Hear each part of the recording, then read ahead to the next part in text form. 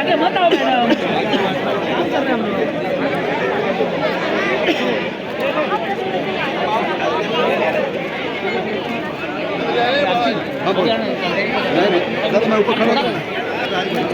दादा आगे चलो आगे चलो।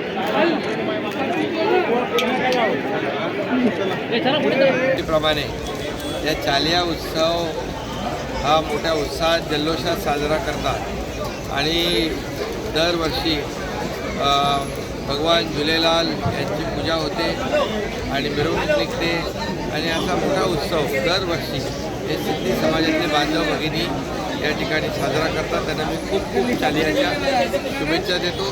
या सगळ्यांना या सण उत्सवाच्या मनापासून खूप खूप शुभेच्छा. एबीपी माझा, उघडा डोळे बघा नीट.